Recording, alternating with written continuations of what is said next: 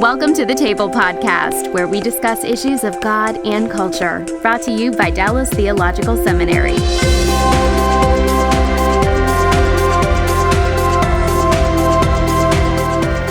Welcome to the Table, where we discuss issues of God and culture. And today our topic is immigration, and we're going to take a special look at issues related to the Latino population here in the United States. And I have four guests, and we're actually doing something for the first time. We've got two people with us via Skype, so we're getting technologically a little more advanced as we move along.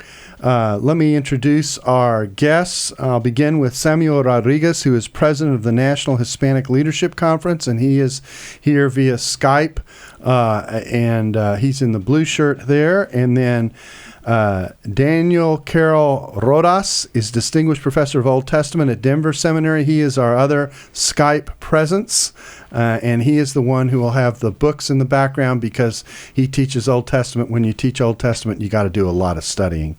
And then I have as well Alejandro Mandes, who is Executive Director for Immigrant Hope and National Director for Hispanic Ministries for the Evangelical Free Church, and he has flown in today from San Antonio. And then Soraya Marin, who is a missionary in transition, who works with people who immigrate to this country, and she can kind of tell the practical side of what's involved in that. So you can see we have assembled a broad panel of experts to deal with the topic of immigration, particularly as it relates to the Latino population here in the United States. Let me just launch by giving some statistics, and then I'll have each of you introduce yourselves by telling how you are doing what you're doing. The Pew Research Hispanic Center on January of this year, 2013, released a report called A Nation of Immigrants, and reported that there are 40.4 million immigrants in the United States as of the year 2011. That's obviously well over 10% of the total population. And so that's a very significant portion of our population that is here. And according to a recent survey, when they asked public attitudes about the amount of immigrants in the country, it says that 39% said that dealing with the issue of illegal immigration should be a top priority for the president and for the Congress. That sounds like a lot, but it actually makes it the 17th highest ranked issue when that question is asked. Whereas 1/3 of the Hispanics present said that the issue of immigration was important to them personally. And then if you ask them what should be done, 28% said that dealing with illegal immigration should be given tighter restrictions, while 27% said a path to citizenship should be a priority, and 42% said both tactics should be given equal priority. I think that's an interesting split in terms of what people think should be done. So that kind of sets the table for where we're headed. Samuel, I'll ask you to begin. Tell us what you do, and tell us how you came to that role, and also whether you have been here all your life or not. Well, by the grace of God, I preside over the National Hispanic Christian Leadership Conference, which is the Hispanic Evangelical Association. 40,118 member churches throughout the 50 states and Puerto Rico. Started by Dr. Jesse Miranda in 1992 as Amen. And it's been a wonderful journey. I was born in the Republic of New Jersey. Okay. And born in the Republic of New Jersey from parents who migrated from Puerto Rico.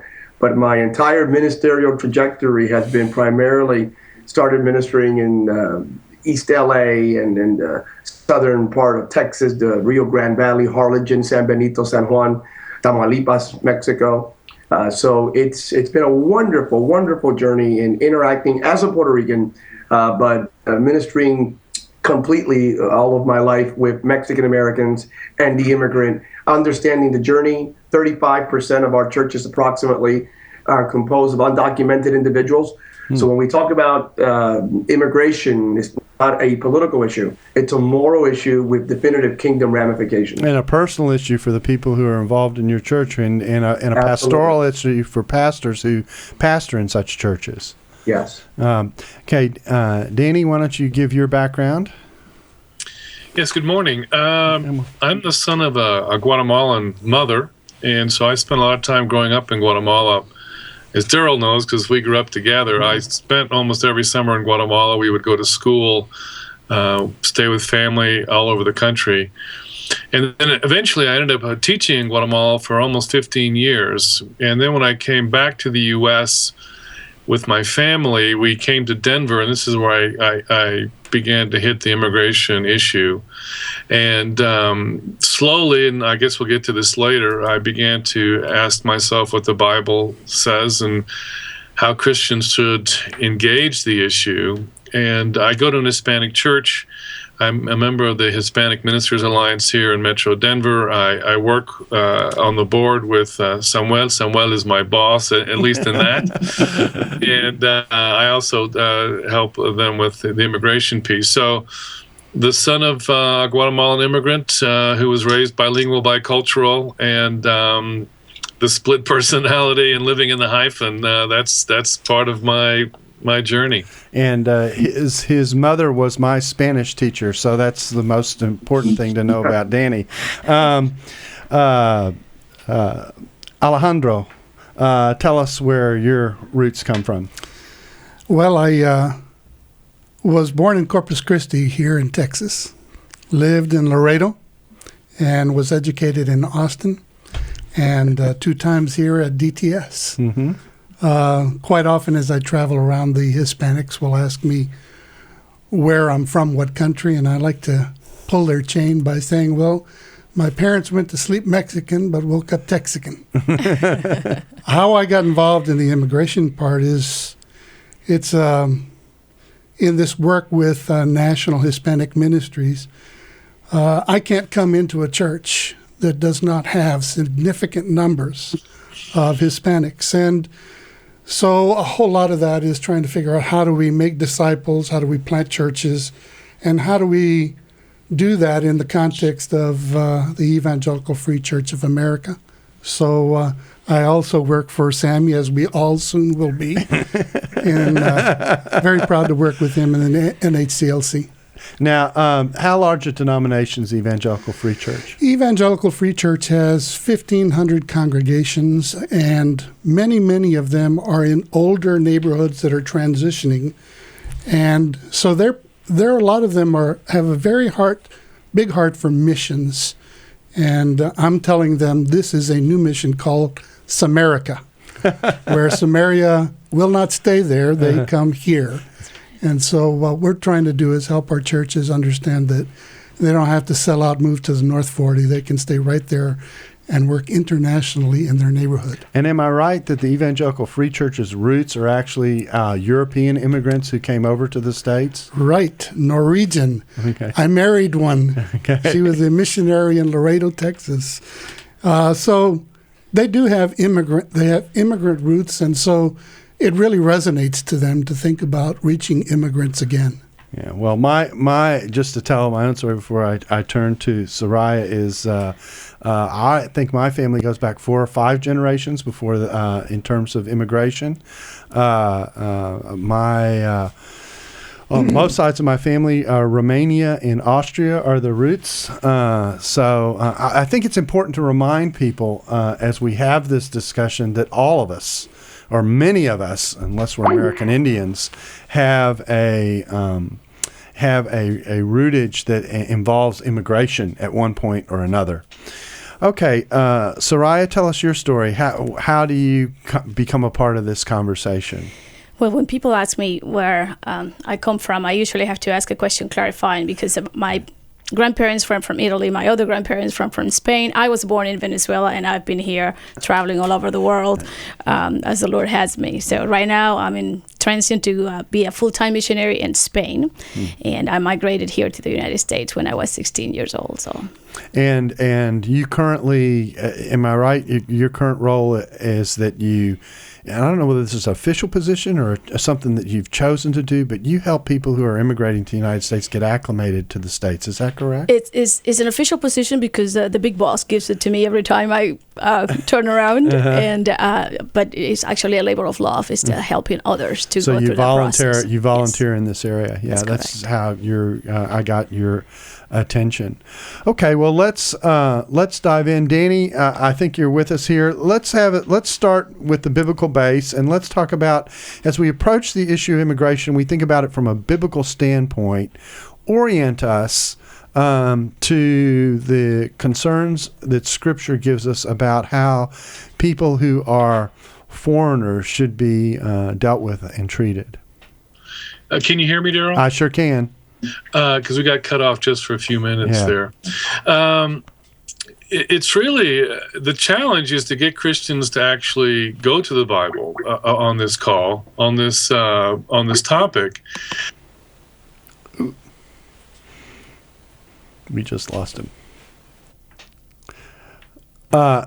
Samuel, I'll let you chime in if you're there. Have we lost them both? Okay. Alejandro? Can I take a shot at that? Yeah, go ahead. The scriptures are replete all over the place of how we should treat the stranger, the foreigner. And while some people may argue back and forth exactly what does that mean and is that relevant today, I just bypass that totally, Darrell. I go straight to the Great Commission. Go therefore and make disciples of all the nations. And it doesn't say the ones that are over there. Mm-hmm. So for me, I basically bypass the whole political thing and encourage churches to reach out to who their neighbors are. If they don't know them, they should get to know them. So, the law does not say that we can't love them, evangelize them, disciple them, show compassion for them. That's a non-issue right now. So for me, the Bible tells me I am to love, evangelize, disciple all people. And when the government says I can't do that, then I have a decision, but they're not. Mm-hmm.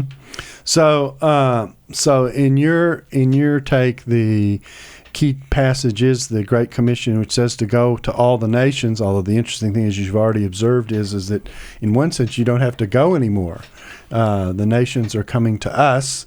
So how does that impact how churches should see their responsibility in your mind? Well, I think right now everybody is very weirded out because of the whole issue of immigration and the legality. There are really some people that don't know if they can talk to them. I even got a letter from one church asking if they can marry them, if they can let them have communion, can they become members? And as far as I'm concerned, we just need to continue to hammer away at the fact that they're here legally. Now, that's one group talking about illegal. The fact of the matter is, I think there's 50 million immigrants. The 28th largest country in the world is here, first-generation immigrants. And we got to go after all of them, not just the undocumented, but the legal immigrants also. Mm-hmm. And so what we have these large pockets of immigrants all over the place, Muslim, Chinese, and as far as I'm concerned, that's America, and we don't need permission from any government to go and exercise the Great Commission. Yes. Danny, we've got you back, so I'll let you start in. We may have to be dealing with this, but that's all right. We were setting the scriptural backdrop, and I asked Alejandro which passages he thought were important, and he opened by talking about the Great Commission, that the call is to go to all the nations. So that gives us kind of a New Testament starting point, but there is more in Scripture to this theme. So I'll let you walk us through it. Yeah, I'll just take a quick minute. I actually begin talking about 1 Peter chapter 2, that all of us as Christians are sojourners and strangers. And what I tell people is what you're seeing is that migration is a central metaphor for what it means to be a Christian.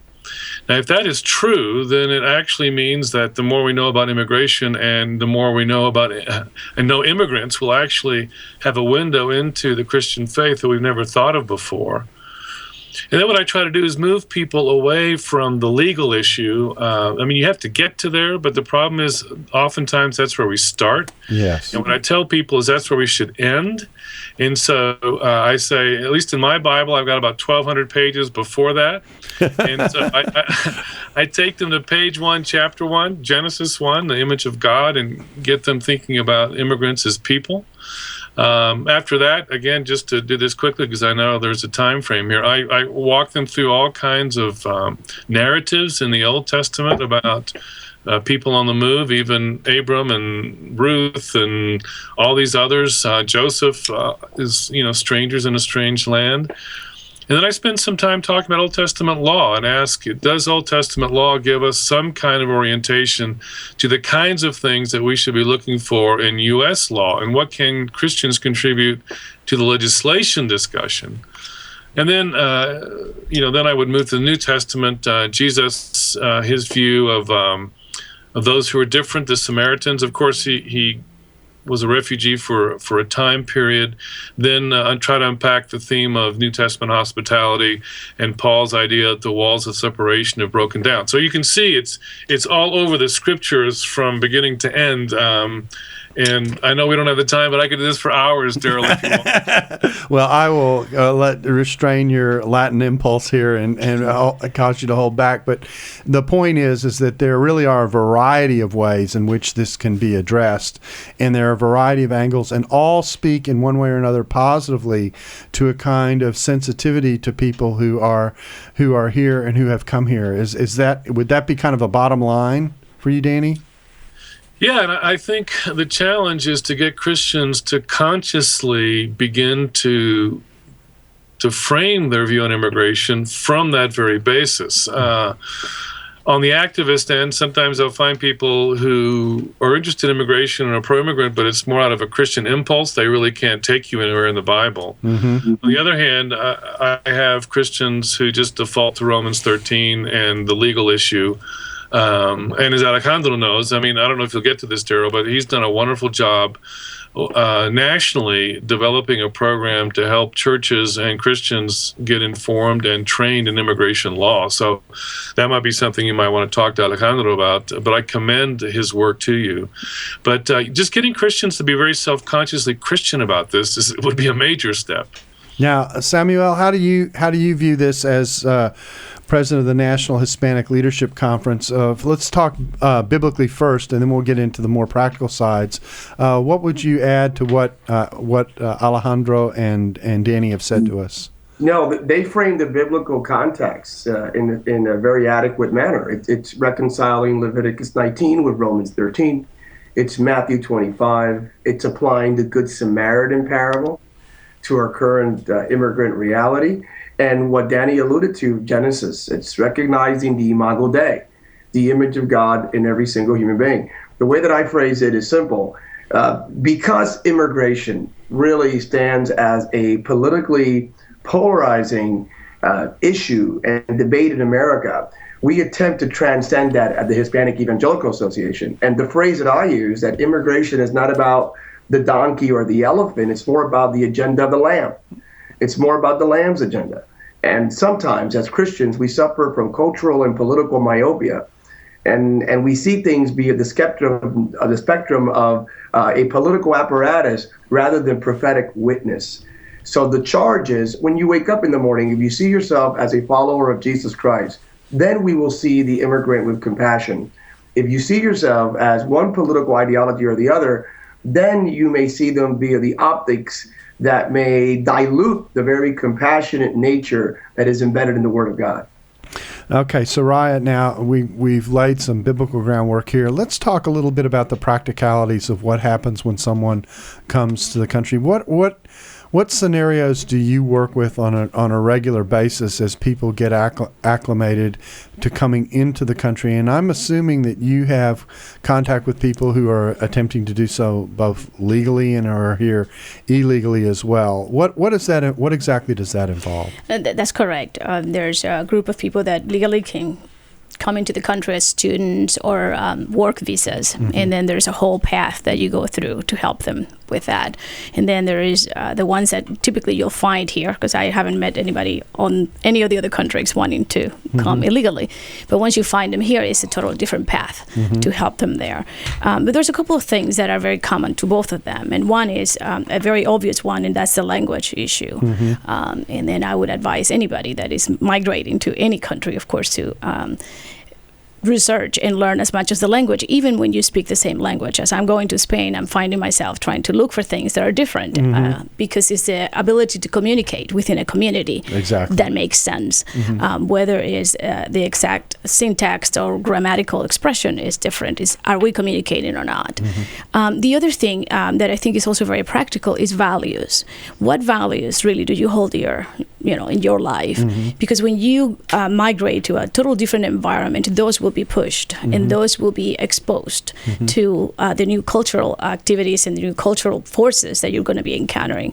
So really migrate into a different country. Make sure that you know what you believe in and what your values are, to make sure that you don't compromise those that really are important to you. And for Hispanics, family is one of those big values and is one that often gets compromised in trying to chase the American dream versus family. So it's one that we've had to constantly help and walk alongside with people in terms of how do family values get challenged in the pursuit of the dream? How exactly does that happen? The opportunities that people have here in order to either obtain further education or work is very extensive compared to many other countries where people migrate from. And if you're not careful, that really can take a life of its own, where perhaps seeing your family and spending time with your family is something that gets put on the back burner. And the cases, the ones that are coming that are illegal, sometimes you have to counsel people that haven't seen their family in years, 10, 15, 20 years. I recently had to deal with a couple that faced a death of a sister, and he came to this country illegally, and he hasn't been able to see his sister, and she died. And he barely was able to talk to her on the phone, but that was it. So there's a big trade-off. I mean, there's a big price to be paid for that. Now, Samuel, let's talk about values a little bit more of the Hispanic community. I know family is an important value. What other values are generally the part of Hispanic culture that those who are not Hispanic may or may not be aware of? Faith. Across the board, faith. It's faith, it's family, a great sense, by the way, of entrepreneurship.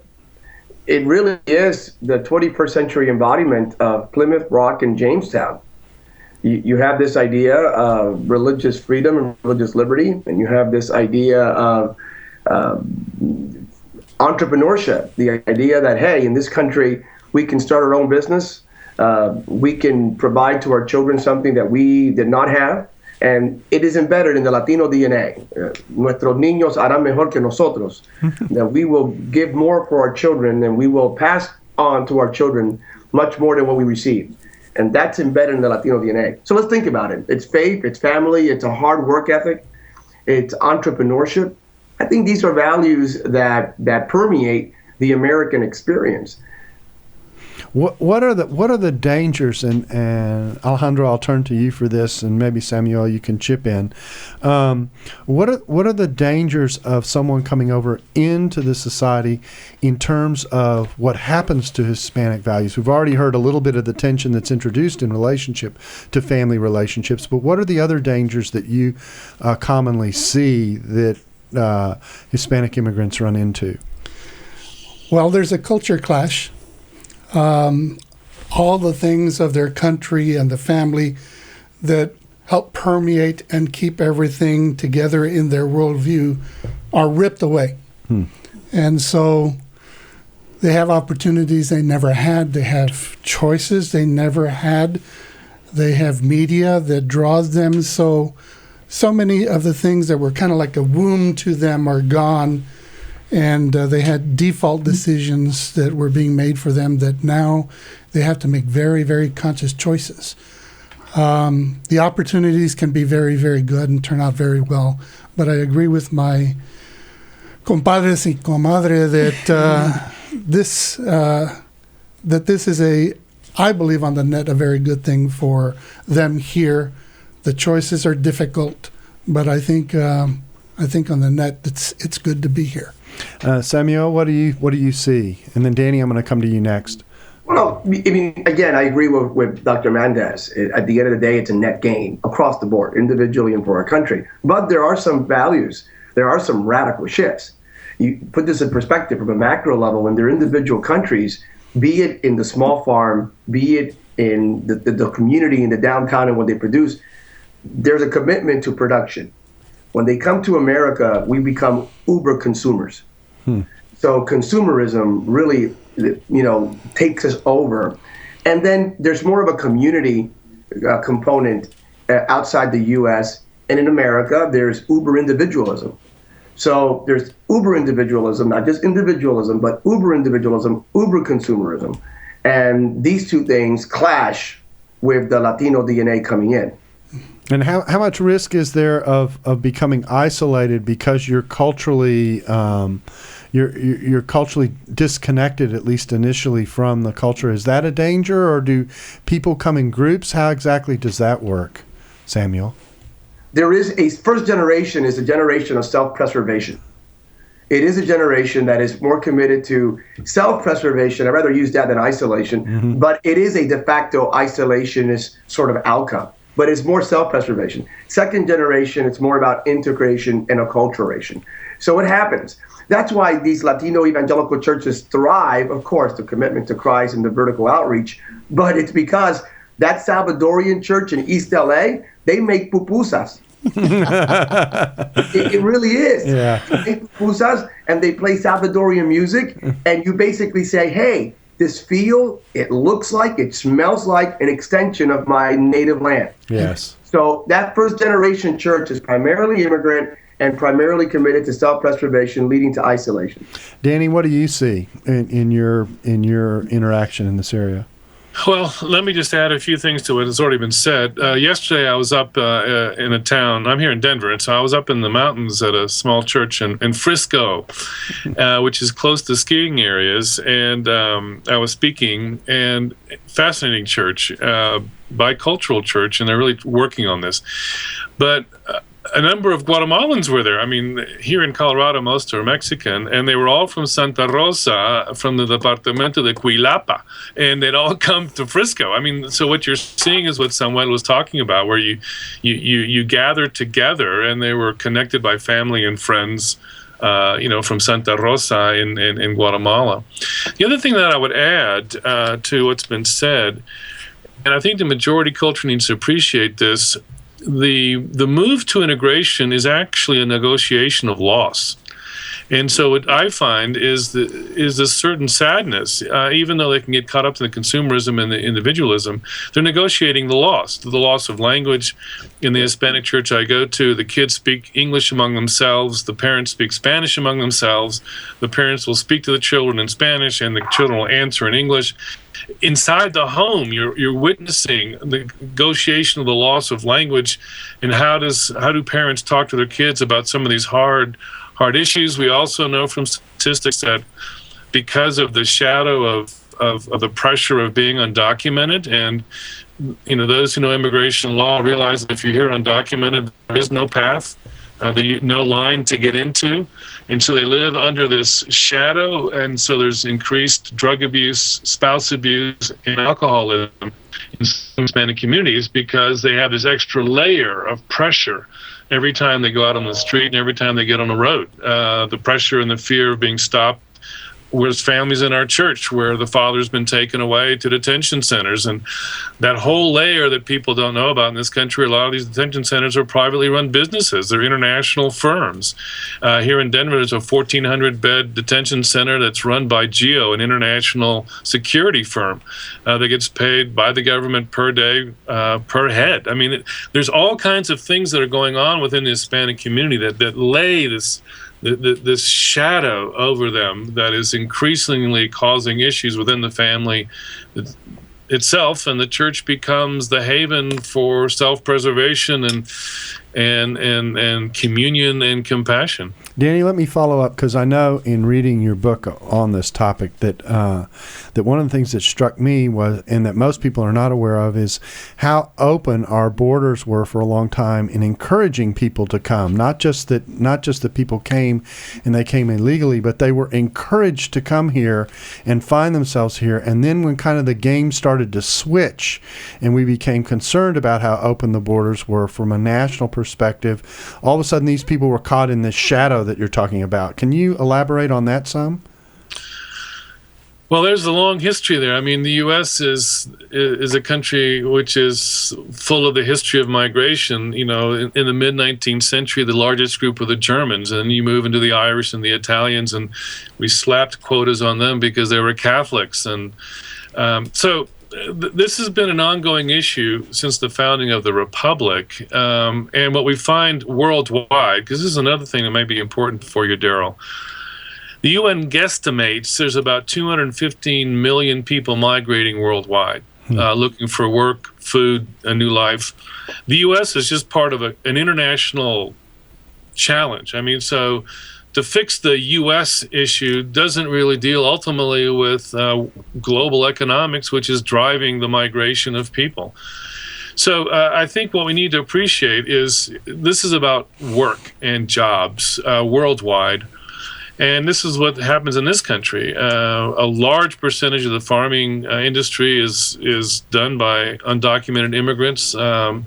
Meatpacking plants, a lot of your service industries, whether the restaurants or cutting the grass, all the construction, largely staffed by undocumented immigrants. So on the one hand, we have this, help wanted sign, and on the other hand, we have this we don't want you sign. And so this is the clash. And in Washington, this is one of the debates. You see the Chamber of Commerce debating politicians because, business needs their labor. And so those are the uncomfortable global issues that we have to get to, and then ask ourselves, how does U.S. law somehow integrate into the global economy?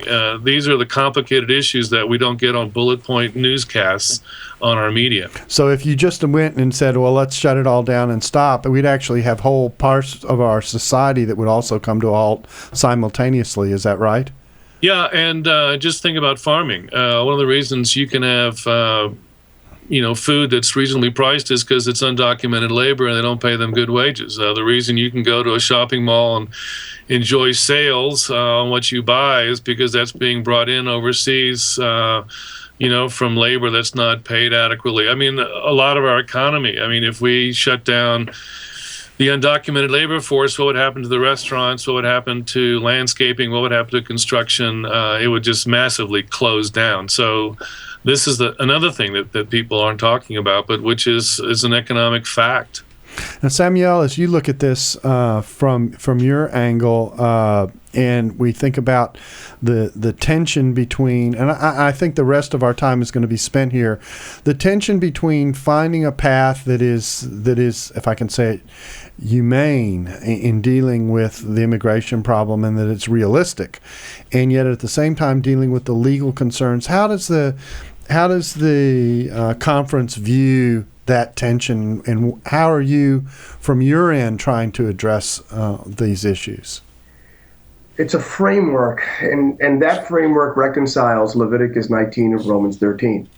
One, we have to stand committed to providing some sort of pathway for integration for these individuals. Second, we have, as a sovereign nation, every right to protect our borders. There is, whether we like it or not, a de facto narco-trafficking war taking place in particularly northern Mexico. Our states and our nation carries the right to protect our citizens. We need to protect those borders. By the way, if we have technology to be able to read a license plate in Afghanistan from hundreds of miles in the skies, do you think that we can detect 200 undocumented individuals crossing the Rio Grande with backpacks? The answer is yes. We have that technology. It's just more of resource allocation of whether or not we have the will to engage that technology in our borders, both southern and northern borders.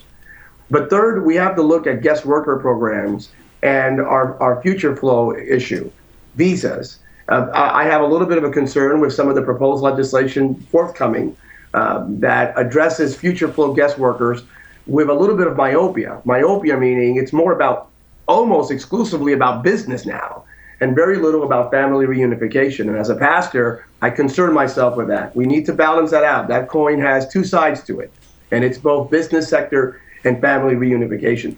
I think those are the major components. As the association, we endorse an idea that's been signed on now by the National Association of Evangelicals, the Southern Baptists, a number of very prominent evangelical organizations across the country, saying that the best pathway is one that reconciles Leviticus 19 with Romans 13. We have to include some pathway to integration while simultaneously protecting our borders. So this is a situation which, although in the United States often the conversation is polarized and you have to choose, and it kind of an either or, you're saying that what you all are advocating is a both and, that you want, absolutely, on the one hand, a way of assimilating and getting people really to become productive members of the society. When you assimilate people, that's part of what you're providing for. You're making it easier for them to become full participants and thus full producers to the society and contributors to the society, rather than having to live in this shadow that we've talked about. While on the other hand, also honoring a state's right to not only control its borders, but also to control its population growth and whether it can handle the population growth and the stress on infrastructure, et cetera, that comes with that. Is that a fair way to characterize what's being done here, or what's being argued for? It's both and. It's not either or. You're right. It is both and. But again, it's doing away with the extremes. By the way, everyone agrees deportation is not practical. We can't afford to deport 11 to 12 million individuals. We don't have the manpower to deport 11 to 12 million individuals. So if we can't deport them, what do we do with 11 to 12 million individuals living in the shadows? Not to mention the families that breaks up. Correct. If you do it. And families have been broken up. Yeah. So what do? We integrate them. I think that's not only the Christian thing to do, it's the right thing to do across the board. Mm-hmm. So it's just a matter of having prophetic will. I think you sacrifice the moral imperative. We sacrifice doing the right thing on the altar of political expediency. This issue has been more about politics than it has been about doing the right thing. And we have all these families and individuals that are currently suffering when we really understand what the answer is. Join us next week for part 2 of the Table Podcast. Dallas Theological Seminary. Teach truth, love well.